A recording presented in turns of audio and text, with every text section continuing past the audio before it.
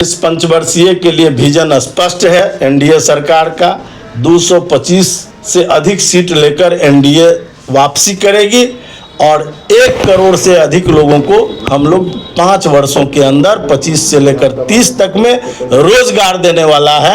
ये एक बम्पर योजना सरकार ने पहले ही अपना विजन स्पष्ट कर दिया है। नमस्कार, प्रणाम। अभी आप मुझे देख सकते हैं YT24 न्यूज़ से। मैं आपको बता दूं कि 33 खजौली विधानसभा के आज जो विधायक जी हैं रविशंकर प्रसाद जी, उनके आवास पर हम लोग आए हुए हैं और यहाँ से आपको हम कुछ जानकारी बताएंगे कि मिथिलांचल मधुबनी के अंदर जो है सो कुछ जल संकट है। उस विषय में हम सर से जानेंगे कि इन्होंने अपने शस्त्र से क्या सब चला रहे हैं, वही चीज़ आज जानकारी लेते हैं। नमस्कार सर। धन्यवाद सर, आज जो है सो मधुबनी जिला में जहाँ जहाँ से शिकायत आ रहा है कि पानी के संकट के लेकर के विधायक जी अपने मानसून सत्र में कुछ नहीं कर रहे हैं, इस विषय में कुछ बोलिए। मानसून सत्र आपको पता होना चाहिए कि केवल 4 दिनों का 5 दिनों का था और वो विपक्ष के हंगामे का भेंट चढ़ गया। इसलिए मानसून सत्र में कोई विषय आया ही नहीं। जो सरकार का पहले से विषय था वही विषय वहाँ निष्पादित हुआ।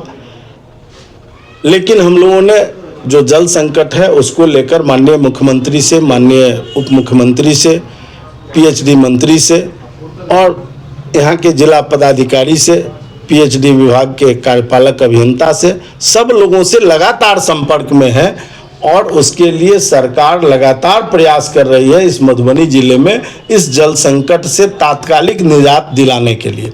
और दीर्घकालिक योजना भी बन रही है जिसके अंतर्गत हर पंचायत में समरसेबुल लगाने का काम भी चल रहा है और उसके अलावे टैंकरों के माध्यम से लगभग 200 से अधिक टैंकर इस मधुबनी जिले के अंदर चल रही है। अभी वर्तमान में जो आज का रिपोर्ट हम देख रहे थे डीएम साहब का, 173 टैंकर तो केवल झंझारपुर के इलाके में चल रहा है और लगभग 100 के आसपास इधर भी चल रहा है। तो 200-250 टैंकर से पानी लोगों को दिया जा रहा है। अभी 23 से 30 फीट पानी हम लोगों के यहाँ भूगर्भ जल का स्तर अचानक नीचे चले जाने के कारण, चूँकि वर्षा हुई नहीं और वर्षा नहीं होने के कारण ये संकट उपस्थित हुआ है। ये तात्कालिक है। इसका समाधान हम लोग करने में पूरी तरह से लगे हुए हैं और मुझे नहीं लगता है कि अब किसी को भी पीने के पानी की शिकायत है। जहाँ से भी शिकायतें आती है वहाँ तुरंत हम लोग टैंकर भिजवाते हैं। तो एक तो जिले में स्तर पर भी चल रहा है और मेरे विधानसभा में भी जयनगर में उतना अभी तक संकट नहीं आया है सामने। थोड़ा बहुत इक्का दुक्का विषय आया है, लेकिन बासोपट्टी में ये ज़्यादा है और बासोपट्टी खजौली में भी नहीं है, बासोपट्टी में है। तो बासोपट्टी खास करके पूर्वी और पश्चिमी, इधर डामू पंचायत, इधर जसो बीरपुर पंचायत और खौना पंचायत, इतने तक की शिकायत अभी हमको मिली है और इन सारे जगहों के लिए टैंकर अलॉट करके वहाँ पानी भेजने का काम लगातार किया जा रहा है। सर, जैसे कि किसान की अभी चिंता के विषय बना हुआ है कि इस बार जो है सो सुखाग्रस्त होना चाहिए, विधायक जी ने इस पर आवाज़ नहीं उठा रहे हैं, इस पर कुछ कहें। ये स्वतः होता है, उसके लिए कोई आवाज़ उठाएगा नहीं उठाएगा। सरकार वर्षा को मापती रहती है हरदम, किस क्षेत्र में कितना पानी हुआ वो स्वतः बता देगा कि इन क्षेत्रों में सुखाड़ है। और सुखाड़ का और फसल बीमा योजना का की कुछ परिभाषा है, उसके अंतर्गत जैसे ही आएगा तो स्वतः सरकार उस पर राहत काम करना शुरू कर देगी। सर, एक चीज़ हम और आपसे जानना चाहेंगे कि आपके चुनावी मैदान काले काल में देवधा आपका गढ़ रहा है, लेकिन देवधा की पब्लिक आपसे खुश तो है लेकिन एक चीज़ से नाराज़ है। वो बोलते हैं कि सर कभी आते नहीं है, पहले बहुत ज़्यादा आया करते थे, अब कम आते हैं। देवधा तो हमको कोई महीना नहीं बीतता है जब देवधा नहीं जाते हैं। हाँ, ये बात अलग है, कभी इधर गए कभी उधर गए, कभी उधर के लोगों को 2 महीना हो जाता है। तो जिसके यहाँ जितना अधिक जाइएगा उसकी उतनी अपेक्षा रहती है और जहाँ अपनापन होता है वहीं खोज होती है और जिससे अपनापन ही नहीं है, जिसका कभी देखा ही नहीं लोगों ने, उसको क्यों खोजेगा।